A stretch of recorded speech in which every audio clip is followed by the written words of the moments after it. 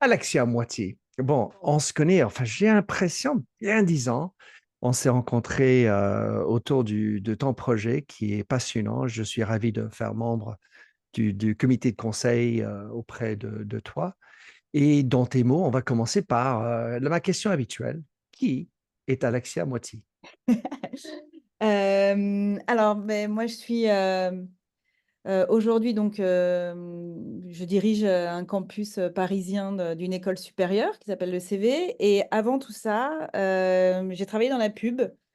J'ai fait des études de communication et de pub il y a maintenant quelques années.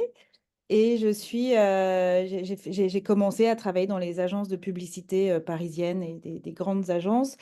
Et je travaillais plutôt en stratégie. J'étais au service qu'on appelle New Business, donc pour aller chercher des nouveaux clients.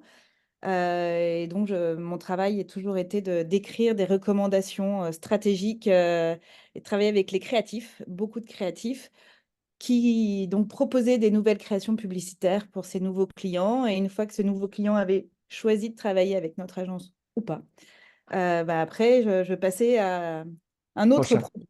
Voilà, et même s'il avait choisi de travailler avec notre agence, il y a d'autres personnes qui prenaient le relais derrière. Moi, je n'étais que sur, je vais gagner des nouveaux clients et je présente des nouvelles idées tout le temps, tout le temps. Donc, j'ai fait ça quelques années. Le marché de la pub est quand même assez intense, on va dire. En tout cas, il l'était particulièrement dans les années, au début des années 2000. Voilà, c'est là où j'ai fait la pub. J'ai fait trois agences, une, deux, trois, ouais, on va dire trois agences différentes. La dernière en date étant Buzzman, qui est toujours une très très belle agence française, qui est vraiment avec un positionnement très créatif. Donc ça, c'est des années pendant lesquelles j'ai beaucoup collaboré avec toutes sortes de créatifs, des concepteurs rédacteurs, publicitaires, des directeurs artistiques, mais aussi des spécialistes du packaging, des spécialistes du web. J'ai appris le web à travers ces agences parce que bah, quand j'ai commencé, un jour, je me souviens avoir eu une présentation sur le référencement naturel et le référencement payant, et on les regardait avec des grands yeux, genre, mais de quoi ils nous parlent? Pas du tout, ça ne nous intéresse pas. Et puis, bah, finalement, ça a fini par nous intéresser, évidemment. Donc, j'ai appris le web comme ça, le marketing opérationnel aussi. La vie a fait qu'à un moment donné, j'avais envie de faire autre chose que de réfléchir à comment on allait vendre le nouveau yaourt. Et donc, j'ai commencé à donner des cours. J'ai en fait découvert le monde des écoles que je connaissais pas du tout. J'ai donné quelques cours, d'abord de culture publicitaire, de stratégie, voilà, ce genre de choses. Et jusqu'à en donner vraiment beaucoup, j'ai quitté le monde des agences pour me consacrer à l'enseignement. J'ai fait ça pendant 2 ans, et une première opportunité a été de prendre la direction d'une école qui se créait. Et puis, une autre opportunité, j'ai rencontré les fondateurs de l'ECV à l'époque, qui étaient encore en place, la famille Herman qui a créé l'ECV. Je les ai rencontrés. Ils m'ont proposé de réfléchir avec eux d'abord sur et si l'ECV devait faire du digital, devait faire du web, comment est-ce qu'elle devrait le faire et comment le ferait-elle? Et donc, je suis rentrée dans la famille ECV comme ça. Et ça fait maintenant, c'était en 2014, donc ça fait 10 ans. Voilà, Wow. globalement. Et Bah, ça fait c'est 10 ans que je suis à l'ECV. bah, c'est un beau parcours. Parce que j'ai entendu dans ce que tu as dit, tu as appris, tu as été forgé sur un rôle commercial, savoir chercher des nouveaux business avec toujours l'angle stratégique. Tu as appris sur la taf ce que c'était le digital, la différence entre l'Internet et le web, enfin tous ces trucs-là. Aussi, l'importance et les changements dans le marketing de manière générale, parce que évidemment, c'est un peu le fer de lance des agences. Ouais. Tu as appris à être et gérer des profils créatifs, toujours un autre type de travail, on va dire, de leadership. Et puis, tu as aussi appris vraiment ce que c'est la pédagogie à travers l'enseignement que tu as pu faire. Oui. Donc, c'est très riche, c'est très approprié que tu tombes devenir directeur, je ne sais pas s'il faut le dire, directrice, directeur de ECV Digital, qui est basé à Paris. Alors, en 2014, tu rejoins l'équipe, la famille Herman et tout. Le ECV, explique-nous un peu plus ce que c'est le ECV. Qu'est-ce que c'est? ECV, à l'origine, ECV, ça voulait dire École de communication visuelle, quand ça a été créé en 1984. Donc, l'ECV existe depuis 40 ans. Voilà, cette année, on fête les 40 ans. Et donc, ça forme depuis, de façon historique des directeurs artistiques avec ce qu'on appelle une première année un peu prépa où on apprend le dessin, les cours, c'est du modèle vivant, du dessin d'analyse, la couleur, l'illustration. On a des étudiants qui viennent avec des grandes pochettes à dessin.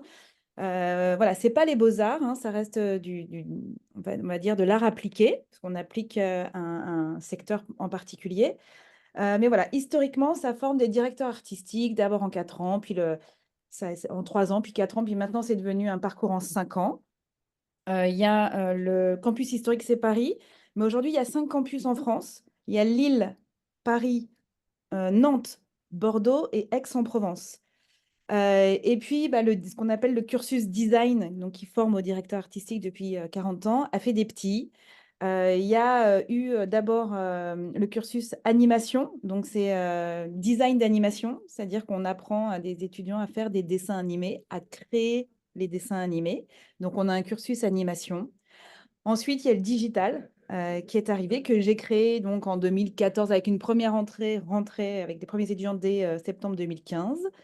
Et donc là, en digital, on forme des directeurs artistiques en digital, mais aussi ce qu'on appelle aujourd'hui des UX, donc User Experience Designer, des UI, donc designers d'interface, mais aussi des développeurs web. Et puis aujourd'hui, on a même ce qu'on appelle des product managers, donc c'est l'évolution du marketeur business avec l'UX. Voilà, donc ça, c'est la partie digitale. Et on a eu encore 2 autres petits qui sont nés. Il y a un cursus game, donc plutôt game art. Donc, en fait, on forme les étudiants à créer des jeux vidéo par le dessin, etc. Et on a le petit dernier qui a maintenant 2 ans, c'est le cursus architecture d'intérieur.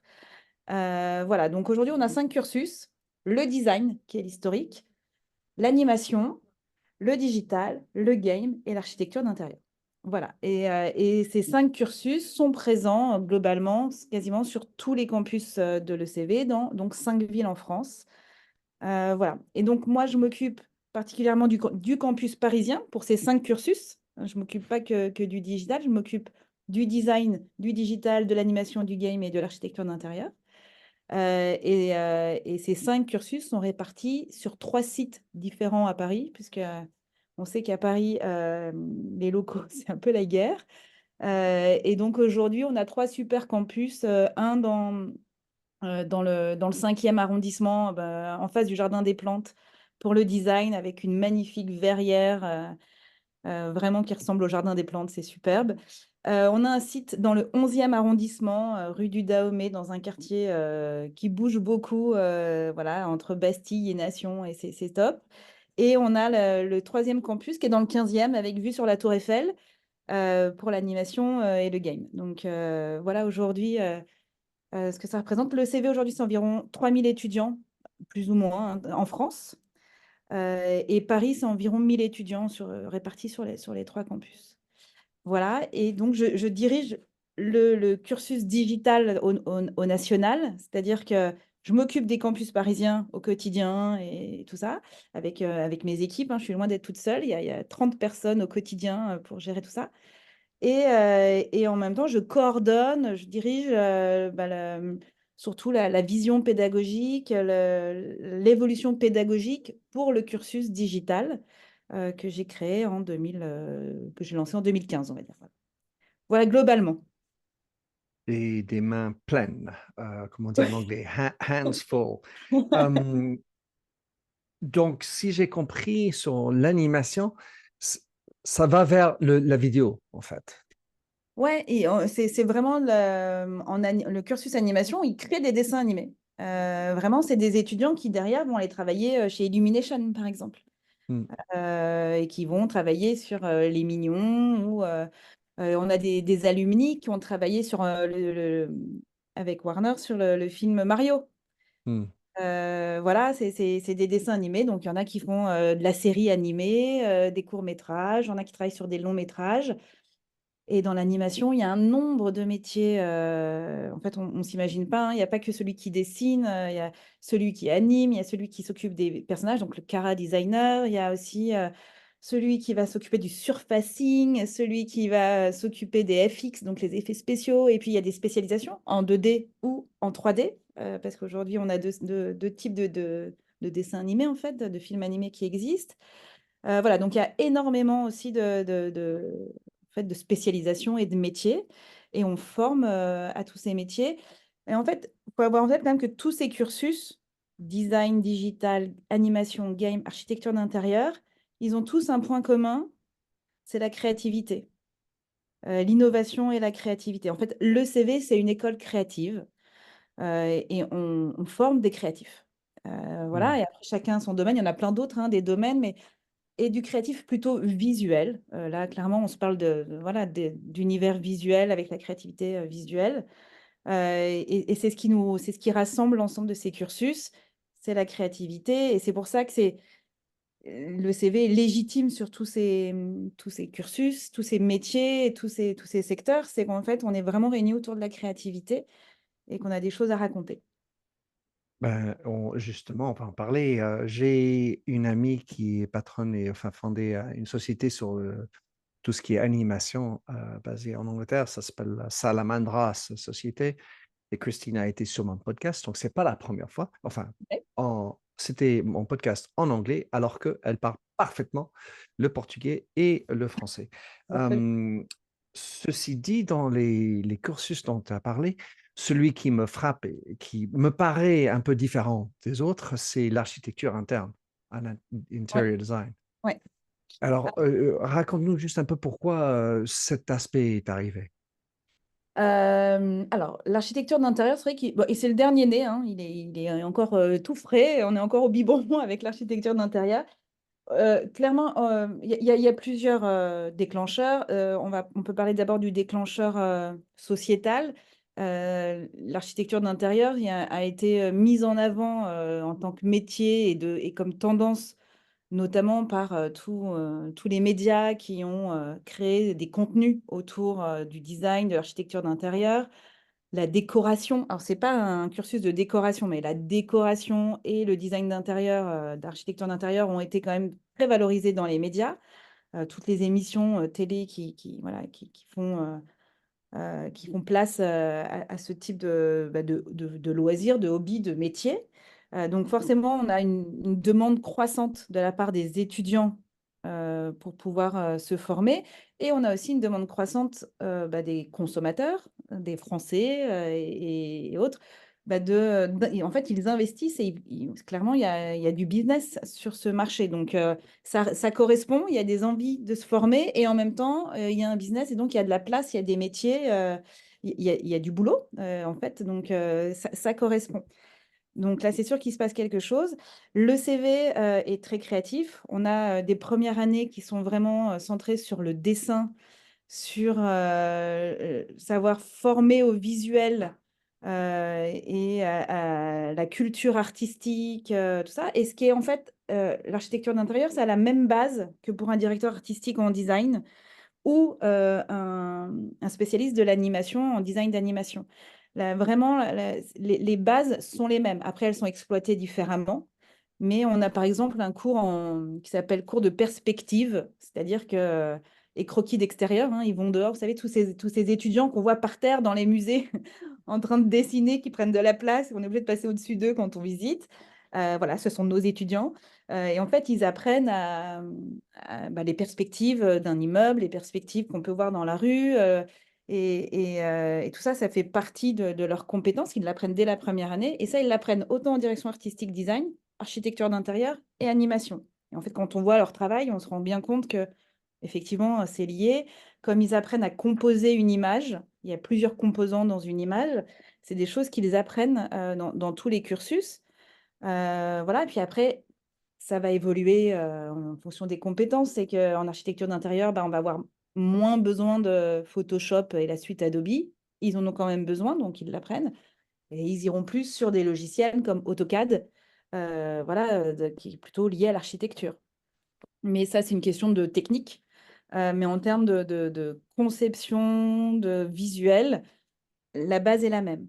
Et après, en fait, la valeur ajoutée, c'est pareil que dans les autres métiers, c'est la conception, c'est l'idée, c'est la vision. Et ça, c'est commun aussi à tous les métiers auxquels on forme. Vers quoi je veux aller, quel message je veux faire passer. Et quand on conçoit un intérieur, il y a toujours une ambiance, une vision. Voilà, ça correspond toujours à quelqu'un, à une cible. Et ça, ce travail-là, on le fait aussi quand on est en direction artistique, design. On le fait aussi quand on est en animation, puisque bah, c'est quoi l'idée du film? Raconte-moi l'idée. Ça, c'est des choses qui sont communs à tous ces métiers. Donc, c'est des choses qu'on sait faire, en fait. C'est des choses qu'on sait enseigner, des choses qu'on sait faire. Et après, c'est l'application qui va être différente. Donc, c'est vraiment, c'est là où on s'adapte et on va. C'est sûr que c'est pas le même programme, mais en fait, la base, clairement, est la même. Hmm, c'est Voilà. fascinant. Donc, ce que j'ai entendu là, c'est il y a beaucoup de, enfin, on est dans un milieu créatif, on va parler de perspective, et j'ai envie de dire, dans ma manière plus laïque, on a besoin de plus de perspective sur ce que c'est une vie, ce que c'est une vie difficile. Voilà, ça c'est une autre forme de perspective. Je rajoute ma poêle à gratter là-dedans. Mais dans le contexte de la France, deux choses. Un, l'école, généralement, c'est quelque chose que l'État s'occupe l'État. Ouais, Et la deuxième chose, c'est que généralement, l'artiste, la littérature, c'est pas ce qui est le plus demandé, en tout cas bien perçu. Je pense à mon expérience avec mes confrères et collègues au bureau, au boulot. Il y avait les grands ingénieurs, les grandes écoles, et Dieu sait si c'était important. Quand on regarde le Figaro Économie, quand on parle du patron nommé ou patronne nommée PDG à l'âge de 60 ans, on va toujours parler de son de, école. de son école, alors, et avec son âge, chose que je trouve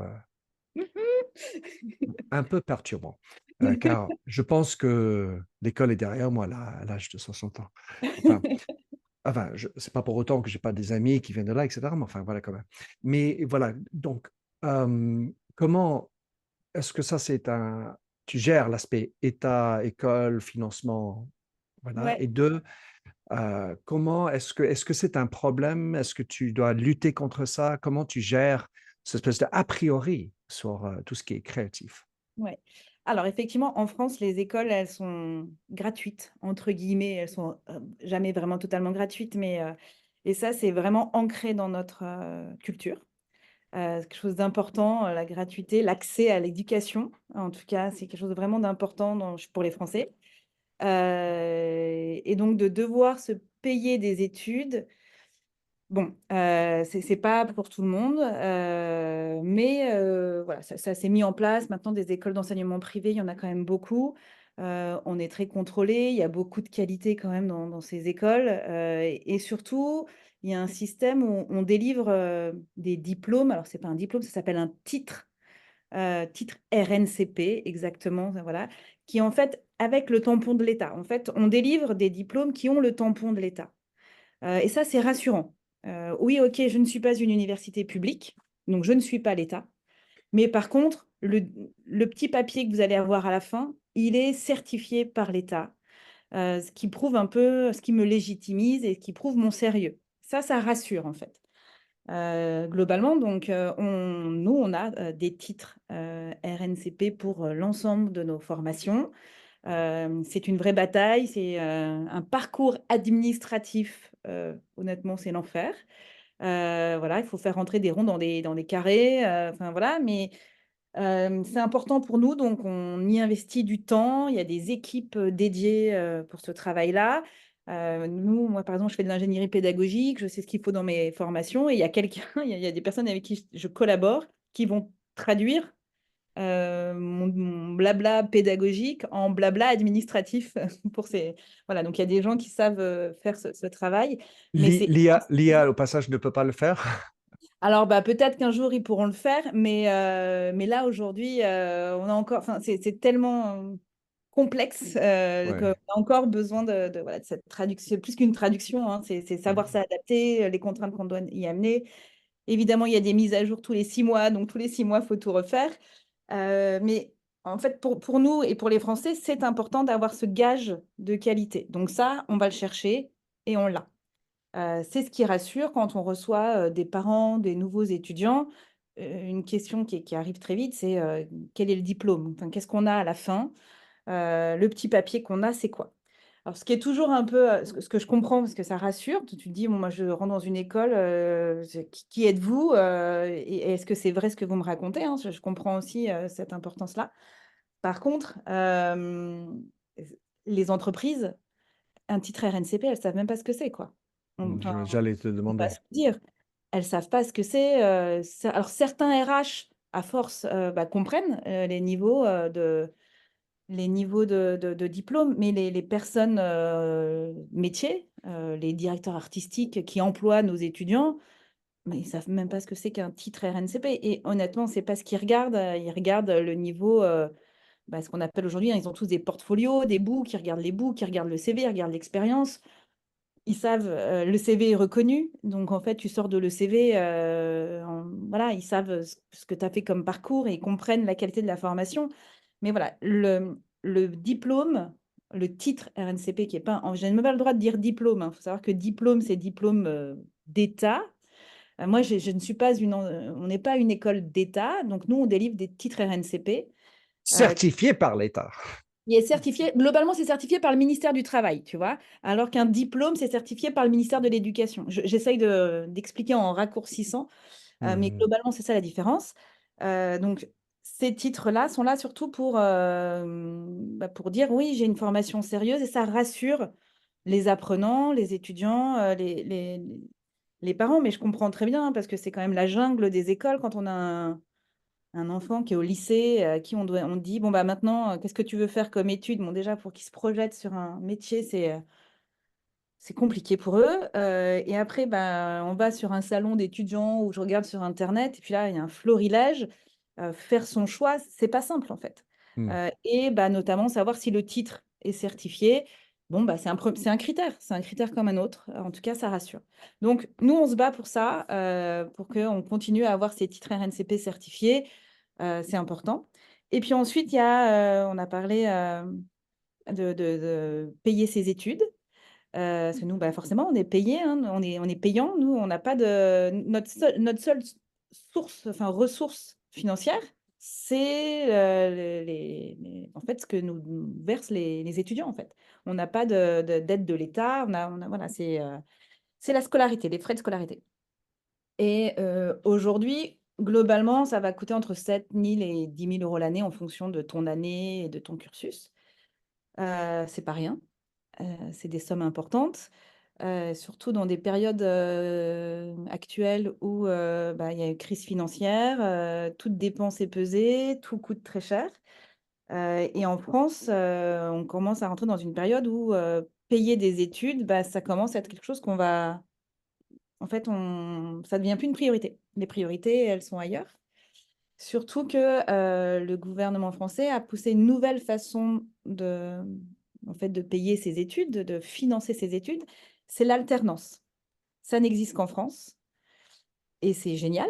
Ça permet à l'étudiant, en fait, de faire financer ses études par une entreprise, d'être en même temps rémunéré. Donc, on lui paye ses études, il est rémunéré. Il fait ses études et en même temps, il travaille déjà dans le secteur dans lequel il se forme et il construit son CV et donc il a déjà des premières expériences. Il travaille en même temps qu'il fait ses études. Et c'est quand même un fonctionnement absolument génial, sachant qu'en vrai, c'est pas vraiment l'entreprise qui paye, c'est lié à un gouvernement, à ce qu'on appelle des OPCO. Enfin, en fait, si c'est l'entreprise, c'est budget de formation qui est obligatoire, et de toute façon, ce budget, il va l'avoir les Le fameux 1,5%. voilà, qui est utilisé pour payer, en fait, les alternants qu'ils embauchent, qui sont quand même des super, juniors, des étudiants qu'ils forment pendant 1 an, 2 ans, voire plus. Donc c'est un vrai investissement aussi de la part de l'entreprise, hein, voilà, de former ces jeunes, et de les inclure dans leur équipe. Donc c'est des opportunités, je pense, pour les étudiants français, c'est génial.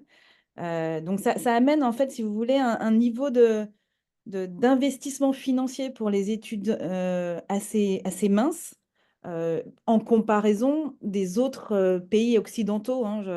Voilà, parce que évidemment qu'il faut toujours se loger, qu'il faut toujours, manger, qu'il faut, se déplacer, que, il faut des fournitures, et que c'est vrai que c'est pas voilà, l'ordinateur, il est pas gratuit, on a bien conscience que c'est pas tout frais payé, mais ça paye une grosse partie, et ça ce qui est c'est super, et ça, c'est le rôle de la France, ça rend les études supérieures accessibles, à tous, en fait, Vis-à-vis un marché comme les États-Unis, où on peut payer du 50 000 pour euros l'année. par an, Ouais.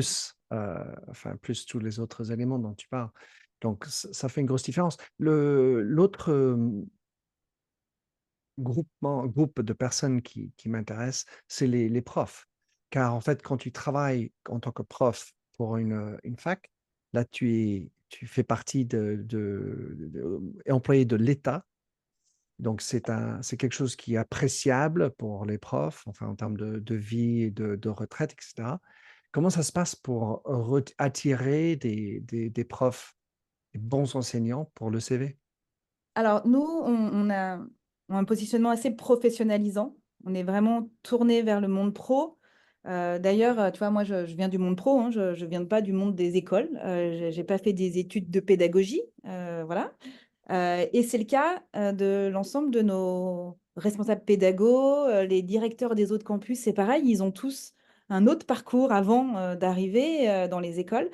Et en fait, voilà, on va chercher cette expérience professionnelle pour essayer de recréer, en fait, un parcours, d'études dans un univers pro, et on fait pareil avec nos intervenants. En fait, pour nous, c'est pas des profs, ce sont des intervenants. C'est-à-dire que ce sont, pour la plupart, je dirais pour 80-90 d'entre eux, des professionnels qui travaillent, qui ont une activité professionnelle et qui, en plus de ça, viennent, former nos étudiants. Et donc ce sont des personnes qui sont déjà salariées, ailleurs, ou qui sont à leur compte, hein, en freelance, ou en auto-entrepreneur, ou qui ont leur propre société. Et donc, ils sont en honoraire, en fait, si tu veux, ils nous facturent. Et donc nous, on a un gros travail, déjà d'identification de ces pros, de les former, parce que ce ne sont pas c'est pas parce qu'on est très, très bon, directeur artistique, ou très, très bon, animateur, ou chara-designer, qu'on est un très bon enseignant. C'est autre chose. Et Heu, par ailleurs, si je m'abuse, Alexia, aussi, c'est pas parce que tu es très bon DA que tu es bon en gérer les hommes et les femmes, par exactement. exemple. Voilà, parce que clairement, nous, on a à l'école, enfin, on ne fait que c'est pas le bon verbe, j'aime pas ce verbe, mais on gère de l'humain, on s'occupe que de l'humain. Notre matière première, c'est l'humain. Et voilà, on travaille avec des humains, et ce sont des humains qui forment des humains pour aller travailler avec des humains. Donc nous, on est autour de l'humain. Donc voilà, c'est pas donné à tout le monde, de savoir échanger, faire évoluer les humains, etc. Puis on a des générations très différentes, voilà, qui arrivent, qui succèdent. Voilà, c'est l'évolution, et c'est tout à fait normal. Donc, il faut qu'on identifie ces intervenants. C'est donc d'abord des pros qui sont bons dans leur domaine, et qui ensuite ont envie de passer du temps avec des jeunes, et qui vont avoir cette fibre pédagogique. Donc ça, c'est un vrai travail de recruteur. Enfin, c'est aussi ce qu'on fait. Après, on a aussi des intervenants qui s'investissent davantage dans l'école, qui passent beaucoup plus de temps. On a aussi des cours, comme on a parlé tout à l'heure, modèle vivant, dessin d'analyse, où là, ce sont souvent des artistes à côté qui, voilà, passent plus de temps à l'école, et qui sont là depuis plusieurs années, et qui ont construit un peu le CV avec nous. On a quand même des profs référents, qui sont vraiment, baignés dans la pédagogie, et qui nous aident aussi à faire évoluer, notre pédagogie et l'école, et à travailler avec ces étudiants qui changent vite, qui Oui, sont tous très différents. je vais vouloir en parler. Mais donc, en fait, c'est comme ça qu'on s'est rencontrés grâce à mon ami, notre amie Tiffany Assouline, qui était dans ce cadre, quelqu'un pro qui passe, enfin, Ouais. intervenant, et elle m'a fait venir en tant qu'intervenant. Et voilà que mon voyage avec le CV a commencé. Donc, dans la créativité, donc il y a toujours un côté un peu plus, enfin, en tout cas, différent de gérer des créatifs et tout ça. Mais il y a un mot qui me paraît super important, et c'est la beauté. Car en fait, quand on parle de UX, UI, de l'architecture en intérieur et tout ça, c'est quoi la beauté? Et de mon point de vue, le, c'est un mot, un concept, un terme qui a beaucoup évolué. Et enfin, alors que c'est quasiment une vertu, c'est quasiment quelque chose inscrit dans notre humanité civilisée. Et encore, ça commençait peut-être avant d'être civilisé. Mais comment le discours, le débat autour de la beauté euh, Mmh. et a évolué chez vous? On forme pas au beau. Je dirais que c'est pas le sujet. Parfois, on va opposer le beau et l'efficace. Il y a Mhm. cette question un peu philosophique qu'on fait travailler les étudiants. Est-ce que le beau est efficace? Voilà, chacun va y trouver sa réponse. Euh, Moi, je dirais en fait, il y a des tendances. Déjà, il y a des tendances graphiques, des tendances créatives, des tendances de design qui évoluent. Et nos étudiants sont formés à ces tendances. Déjà, ils sont formés à l'histoire de l'art, aux différents mouvements, qui sont quand même des mouvements qui sont solides, enfin, qui sont les bases. Alors, il y en a plein des différents, ou en architecture, ou en design, ou en animation. Voilà, il y a des mouvements, il y a des tendances, il y a des pays aussi qui sont quand même lead sur. Donc, en fait, on leur apprend pas ça, c'est beau, ça, c'est pas beau. On les forme à toutes les tendances qui existent, à tous les mouvements. Et après, on leur apprend à composer une image pour en fait, qu'elle soit bien composée, qu'elle soit équilibrée. Il faut de la profondeur, voilà, il y a tous les éléments pour qu'ils soient composés. Et après, il y a des styles différents et il y a des personnalités créatives. Et en plus, chacun, on peut le regarder hein, quand on va chez les gens, les intérieurs des uns et des autres. Oui, on ne met pas les mêmes choses dans nos intérieurs. On se sent pas à l'aise dans tous les intérieurs. Euh, et c'est bien comme ça, en fait. On n'est pas des robots et on n'est pas des copier-coller. On a tous des personnalités différentes. Si on met des livres qu'on lit, parce que la créativité, elle n'est pas que. Voilà, quels sont les livres qu'on lit? On a tous des choses différentes.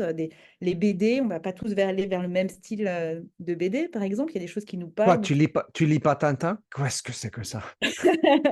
Voilà, bah moi je lis Tintin, l'autre le lit pas, et on se demande pourquoi. Il y en a qui vont être plutôt sur des films très américains avec des super-héros, et d'autres qui vont plutôt être tournés vers le style japonais, le manga, d'autres encore vers du style français. Enfin, en fait, il y a plein de choses différentes, et il y en a pas un qui s'oppose à l'autre. Il y a différents styles qui s'adaptent en fait aux personnalités créatives. Et c'est super que tu me poses cette question parce que à l'ECV, ça c'est une chose importante, c'est qu'on respecte la personnalité créative de nos étudiants. Ils n'arrivent pas ici pour se mettre dans un moule et en fait, on ne veut pas qu'ils sortent tous pareils. Pour nous, ils ont tous une personnalité créative. Forcément, en arrivant, ils l'ont déjà. Et notre travail, c'est de l'explorer, de la faire un peu exploser, en tout cas de l'alimenter et qu'ils sachent jouer avec, qu'ils sachent l'apprivoiser, parce que c'est pas toujours évident, apprivoiser leur potentiel créatif, qu'ils sachent aussi un peu où est le cadre dans lequel je vais explorer ça. Et puis surtout, nous, on veut pas qu'ils sortent tous pareils, donc il faut qu'ils sachent jouer avec et qu'ils assument leur personnalité créative. Ça, c'est une de nos missions principales, c'est celle-là. Et qui puissent ensuite trouver leur chemin en tant que créatifs. On ne forme pas des artistes, on forme des créatifs. On est vraiment sur de l'art appliquée. Donc nous, on met un cadre autour. Il y a forcément un cadre. Un directeur artistique reçoit une commande. En fait, donc il faut qu'il sache répondre à une commande. Quand on est en animation, c'est vrai que là, on peut avoir un côté un peu plus artistique parce qu'il y a moins de cadres. En fait, on peut exprimer ce qu'on veut, mais en général, il y a une commande. En général, il y a quand même un cadre. Il y a toujours un format à respecter. Je vais sur un long métrage, un court métrage, une série. Voilà, il y a toujours ce genre de choses. Donc, ma réponse sur le beau, c'est le beau, il est très différent d'une période à l'autre. Je pense qu'il est différent d'une personne à l'autre. Et il faut qu'on apprenne à respecter ça. C'est ce que nos étudiants apprennent aussi. C'est qu'en fait, le subjectif n'a pas toujours sa place. On essaye dans l'objectivité. Et même dans le créatif, il y a de l'objectivité, bien sûr. On a pour avoir des titres RNCP, on en parlait, il y a des critères d'évaluation, il y a des grilles d'évaluation avec des critères clairement définis. Le subjectif n'a pas sa place. Les KPIs, on va dire, à partir du moment où Oui. c'est décidé, les points de mesure. Ça me fait penser enfin, c'est totalement lié à l'architecture d'un livre qui a été écrit par une émigrée russe qui s'appelle Anne Rand. Le livre s'appelle en anglais The Fountainhead, en français c'est La source vive. Mhm. Et le personnage principal, Howard Rourke, il a constamment cette tension entre la beauté, l'esthétisme, et la pragmaticité, l'efficacité. Mm. Et c'est vraiment quelque chose d'intéressant. Comme tu dis, en fait, la notion de beauté, c'est une autre tendance qui a beaucoup évolué ces temps-là. Et ça me fait penser à la difficulté de gérer à la fois une patte, une fibre artistique, même une colonne vertébrale pour dire que je pense ça, c'est ma partie prise, c'est ça, face à un client qui a un budget, un brief qui est certain. Et quand on est sur ma proposition, ma version, ma définition de beauté, eh bien, il y a l'ego qui est dedans. Oui. Et commencer pour un créatif, c'est extrêmement important. Et parfois, on peut être fleur de peau pour avoir beaucoup géré, les créatifs aussi. Et pour être un créatif, Mm. je comprends que ça peut être compliqué. Car en fait, on doit dire oui au client.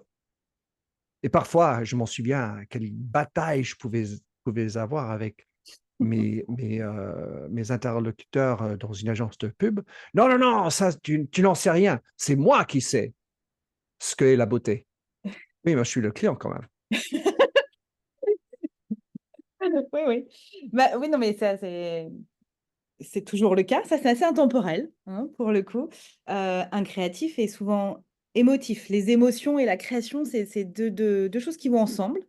Clairement, on a aujourd'hui, nous, des étudiants dont l'émotivité est présente. Et même souvent, l'idée va guider leur choix, leur comportement. Voilà, on a le côté rationnel n'est pas forcément ce qui les définit le mieux. Et nous, on les accompagne pour leur apprendre à gérer ces émotions, parce que ça, c'est un vrai défi pour eux, hein, c'est gérer ces émotions. Et en fonction du cursus, on a des étudiants plus ou moins émotifs, hein. Clairement, quand on va sur de l'animation, par exemple, où c'est là où la créativité, l'artistique est plus présent, c'est là où on a des étudiants où l'émotivité est la plus forte. Mais l'émotivité est souvent aussi signe de talent et de grande créativité. Et Donc, d'intelligence, hein. mais ouais, tout à fait. Et l'étudiant qui arrive à gérer ses émotions, en général, parce que surtout, on ne veut pas étouffer les émotions, c'est pas le sujet, parce qu'elles sont moteurs pour eux. Donc, il ne faut pas les étouffer, mais il faut Eh bien, apprendre. non, mais Alexia, elles existent chez tout le monde. Même un PDG ingénieur de grande école, il en a. Ouais. Mais alors chez nous, elles sont exacerbées, elles sont plus Certes. fortes, voilà, et ils apprennent un peu ils savent pas quoi en faire, ça déborde. Et c'est aussi pour ça, hein, qu'ils passent par la créativité pour s'exprimer, parce qu'ils en ont besoin, en fait, c'est là.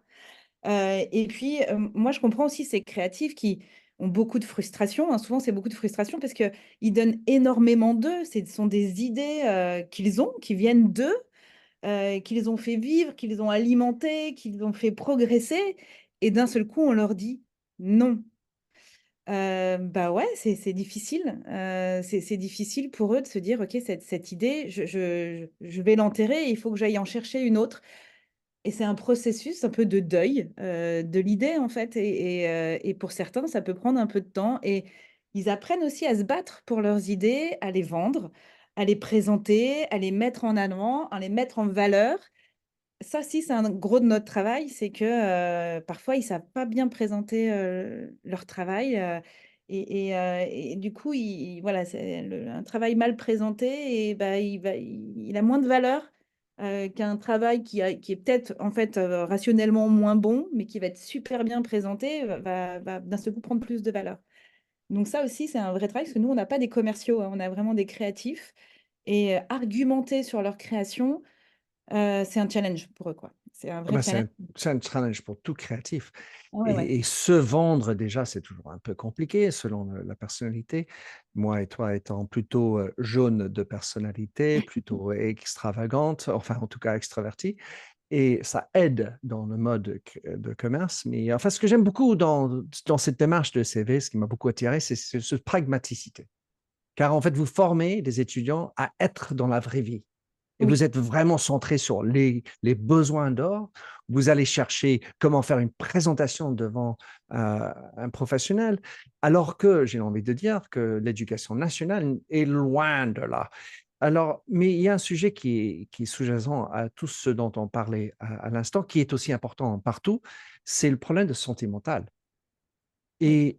Et, et ça aussi, c'est une autre grosse tendance, une grosse vague que dans tous les pays occidentaux, j'ai envie de dire partout, mais je ne connais pas les chiffres partout, c'est augmentant. On a droit à en parler, donc ça permet de parler plus, donc c'est pour ça qu'on en parle plus. Mais en revanche, les indices montrent que l'anxiété, la dépression, le suicide, c'est beaucoup plus fort. Et je me demande comment vous gérez ça dans le cadre de l'école. C'est un vrai sujet. Oui, ça augmente. Oui, c'est de plus en plus fort. Il y a un après et avant covid, aussi. Je ne sais pas si c'est le covid qui je vous avoue que j'ai des limites, mais, est-ce que c'est le covid qui a amené qu'il y ait plus de cas ou en tout cas, ça fait qu'on s'est un petit peu plus regardé, nous, on s'est renforcé sur nous, donc les choses se sont, multipliées. Il y a la libération de la parole aussi, qui fait que, bah, aujourd'hui, oui, nos étudiants sont exposés. Ils sont quand même jeunes, ils ont en gros entre 17, 18 ans et bon après on peut en avoir jusqu'à 25, 26, 27, 28 ans. Et on a déjà beaucoup de cas de dépression, bah, de détresse, psychologique, divers et variés. Tous les cas, sont représentés, enfin, tu vois, rien que sur le campus parisien, 1000 étudiants. Bon, bah, voilà, on a tout, on a Forcément, différents cas. forcément. Voilà, forcément. Donc, déjà avant le covid, on s'était déjà posé des questions. Il y avait déjà eu des petits accompagnements mis en place. Mais ça a été renforcé. Nous, dans tous les campus à l'ECV, quelles que soient les villes, mais je peux t'expliquer comment ça marche à Paris. On a une psychoéducatrice qui intervient chez nous. Elle est présente plusieurs jours par mois sur les campus. En fait, elle est quasiment 2 à 3 jours par mois sur chaque campus. Et les étudiants peuvent prendre rendez-vous avec elle pour leur permettre, bah, déjà de déverser, de trouver un appui, et en fait, elle les guide. Elle n'est pas psychologue, elle va pas faire le rôle de psy, mais elle va les aider à mettre un peu des priorités, et surtout à les aider dans leur parcours d'aide, les renvoyer vers les bonnes personnes. Certains ont juste besoin de déverser pour reprendre un peu pied et d'autres ont vraiment besoin d'un accompagnement. Donc déjà, elle va faire le tri un peu là-dessus. Puis les accompagner, derrière, voilà, pour un vrai accompagnement solide. Voilà, ce sont des choses qui se font de façon anonyme, pour que tout le monde puisse être à l'aise avec ça. Donc ça, c'est une première chose. Il faut quand même avoir conscience maintenant que dans nos écoles d'enseignement supérieur privé, on met en place de l'accompagnement psychologique pour nos étudiants. C'est nécessaire, en fait. Aujourd'hui, on pourrait plus faire sans. Parce que si on ne le met pas en place, en fait, c'est l'équipe pédagogique qui fait tampon, en fait, qui reçoit tout ça et en fait, au début, c'est ce qui s'est passé, hein, on a reçu, tout ça. c'est hyper lourd à porter. Nous, après, on rentre chez nous avec des dossiers ouais, qu'on n'a pas forcément envie d'ouvrir. En tout cas, nous, on n'est pas armés pour gérer ça. On n'est pas formés à ça. On n'est pas armés pour ça. Et donc, il a fallu qu'on s'organise différemment parce que voilà, on a eu des équipes qui ont été ébranlées par ce genre de sujet. Donc, ça permet à l'équipe pédagogique d'être plus concentrée, de prendre un peu plus de distance par rapport à tout ça, même si on est toujours concerné, on s'en rend compte. Mais voilà, on a aujourd'hui aussi en place des référents handicap. Dans chaque campus, il y a des référents handicap, sachant qu'il faut avoir en tête qu'en fait, le handicap est très, très large, très varié, et pour 80% des handicaps, il est invisible. On peut parler des handicaps classiques qui sont les 10, dyslexie, dysorthographie, voilà, il y a beaucoup de 10. Mais il y a aussi tout ce qui est TDAH. Il y a les troubles de l'attention, donc il y a aussi les phobies scolaires, les phobies par rapport au monde. Échec, la Ouais, phobie d'échec, mais oui, mais la voilà, phobie de la mort. et je peux plus prendre les transports, je peux plus être dans la rue. Ben, quand on est à Paris, comment te dire qu'en fait, il va falloir qu'il y a un moment, tu te retrouves forcément dans un bus, dans le métro, enfin, il y a du monde. Donc en fait, on a des personnes qui sont formées à ça et qui sont en contact avec les personnes qui sont concernées. Et on peut donc derrière essayer d'adapter le parcours scolaire. On n'adapte pas la pédagogie, on n'adapte pas le diplôme qui est au bout. Par contre, on va essayer d'adapter au mieux qu'on peut le parcours. Donc, il y a plein de choses différentes, mais voilà, tu vois, ça a pris beaucoup de place, de plus en plus. Parce que le handicap, c'est pas simplement, c'est déjà pas mal, mais j'ai un problème de mobilité. Souvent, on le voit comme ça, hein, j'ai un problème de mobilité parce que c'est physique, ça se voit.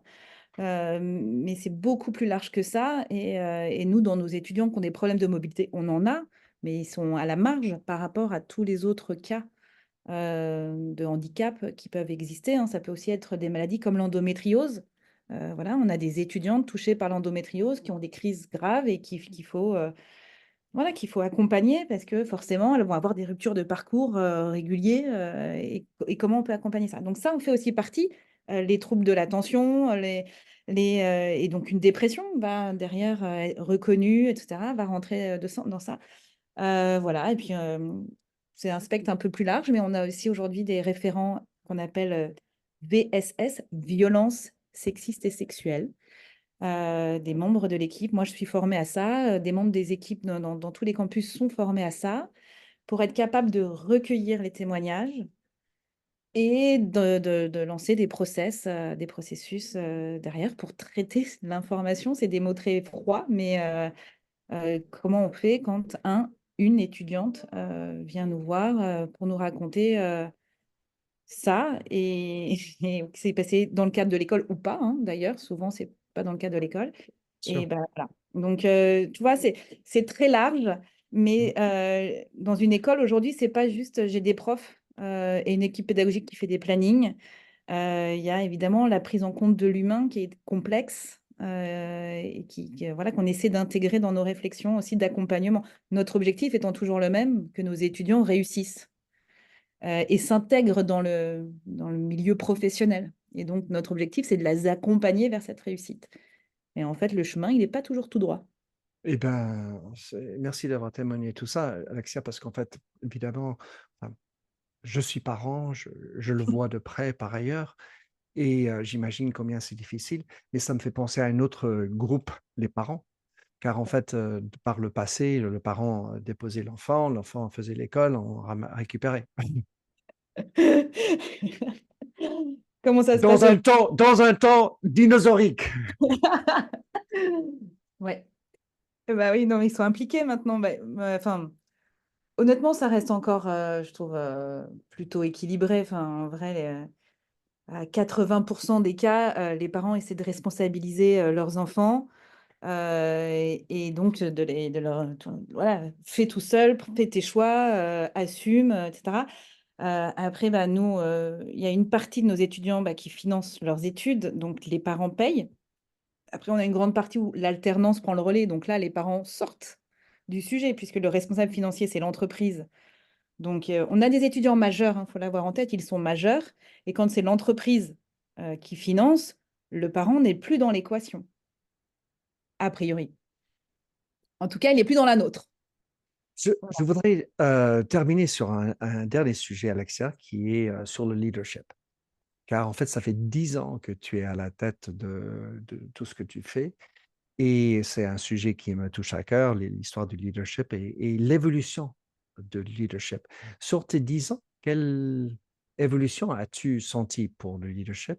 Qu'est-ce que tu penses être le leader moderne? Qu'est-ce dont tu as besoin, la qualité d'un leader moderne? C'est compliqué. Ben moi déjà, de façon personnelle, j'ai évolué, évidemment, beaucoup. Je viens quand même d'un univers, la pub, un peu à l'ancienne, où clairement le leader, c'est celui qui criait le plus fort. Mhm. Hein, voilà, enfin, Je m'en souviens. voilà. Donc, bah, c'est pousse-toi, que je m'y mette et si, voilà, si tu te tais, de toute façon, il n'y a plus de place. Donc, j'ai été élevée professionnellement dans un univers un peu comme ça, euh, clairement qui ne me correspondait pas. Et c'est pour ça que j'ai fini par dire, en fait, là, moi, je trouve que ça abîme les gens. Donc, je ne voulais pas m'abîmer plus que ce n'était le cas. Je trouve l'humain et le relationnel assez passionnant. Et oui, j'ai beaucoup évolué. La prise en compte de l'autre est de plus en plus importante. Un de mes objectifs, c'est de trouver l'équilibre entre la prise en compte de l'autre, de son quotidien, de ses aspirations, de sa personnalité, je la prends en compte, et le contexte dans lequel le tout doit évoluer. Parce que bah, là, on parle de leadership, de management, en fait, des équipes comme ça, c'est un juste équilibre entre tout le monde. Il faut que tout le monde trouve sa place. Et je crois que mon rôle, c'est justement de faire en sorte qu'une espèce de Tetris, en fait, qui se met entre les personnes et que ce Tetris, voilà, c'est, je sais pas, ou un maillage, ou comme une horloge où tous les engrenages, en fait, se mettent ensemble. Et il suffit qu'il y ait une personne, un engrenage qui fonctionne pas pour que le dysfonctionnement soit en fait sur tout le monde. Et voilà, mon objectif, c'est surtout de trouver l'équilibre entre la personnalité de chacun et l'équilibre général. Euh, c'est pas simple. Honnêtement, c'est pas simple, mais c'est passionnant. Hmm. Et est-ce que la question, je reviens sur la question, c'est est-ce que je crois être le leader moderne? Je sais pas très bien, je sais pas très bien ce que ça veut dire leader moderne, mais en tout cas, on écoute. Je t'avoue que moi, j'ai pas fait des études de management, j'ai pas fait de formation de management, c'est assez empirique en fait, comme tu vois. Expérience. Ouais, c'est l'expérience qui a fait ça. Je pense qu'effectivement, j'ai un leadership assez naturel, contre lequel parfois je lutte un peu pour pas prendre trop de place et en laisser aux autres. Ça, c'est quelque chose qu'on apprend aussi au fur et à mesure. Je pense que un bon leader, c'est laisser la place aux autres. C'est briller en fait les éléments de son équipe.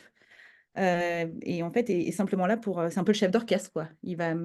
Ça, c'est un rôle que j'aime bien, toi, être le chef d'orchestre, savoir mettre en musique tout le monde, savoir que tout le monde trouve sa place et après laisser les musiciens briller. Enfin, en fait, voilà, moi je vois plutôt mon rôle comme ça. J'ai quand même des grands talents dans mes équipes.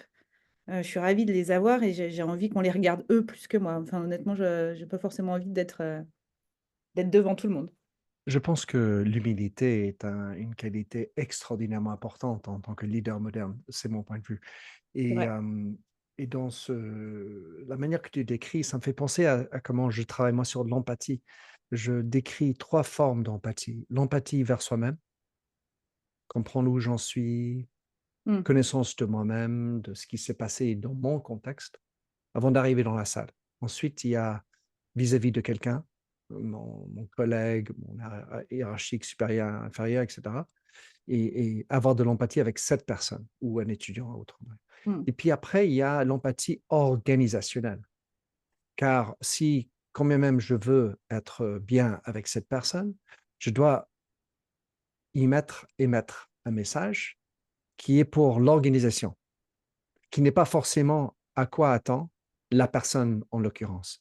Oui. Et donc ça, c'est ce mix-là, ce beau chaos, mélange organique, pas toujours beau, pas toujours facile et certainement pas toujours propre, qui fait que le leadership moderne est compliqué. Qui plus est, dans un monde qui peut très vite devenir public. C'est-à-dire que maintenant, tout le monde peut aller et dire, ah, tu as vu ma prof,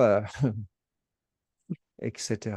Bon, avec ça, Alexia, je te promets de te laisser à l'heure. Je respecte l'heure. J'apprécie beaucoup ce moment. Ça a été extrêmement formant pour moi. J'apprécie toujours d'être à tes côtés. Comment est-ce que des personnes qui t'écoutent, que ce soit des personnes en entreprise qui voudraient embaucher un star brillant dans tout ce qui est DA ou UX, UI, tous ces métiers, ou un parent qui voudrait regarder potentiellement envoyer son enfant, quels sont les meilleurs liens auxquels on peut les envoyer, ou bien même te contacter toi. Alors, le site internet de l'ECV est plutôt bien fait. Il y a beaucoup d'informations. Donc, c'est ecv.fr, tout simplement. Tous les cursus sont présentés. Pour les entreprises, il y a une petite rubrique entreprises où ils peuvent notamment publier leurs offres. Et souvent, ils sont recontactés chez nous par les spécialistes des relations entreprises. Pour tous les parents, les étudiants qui se posent des questions, là aussi, chaque cursus est expliqué. Vous avez des contacts, on vous explique le process et il y a des contacts, des contacts des spécialistes de l'admission que l'on a. Et puis, s'il y a des personnes qui ont envie de me contacter, il n'y a pas de problème. Mon adresse mail, c'est amoity, moity, @ecv.fr. C'est génial. Et au passage, je voudrais aussi signaler que vous avez un beau circuit d'alumni qui Oui. participe à votre écosystème. Ouais. Alexia, avec cela, merci beaucoup. Belle continuation, belle suite et au plaisir de rester à tes côtés. Merci Minter, merci beaucoup.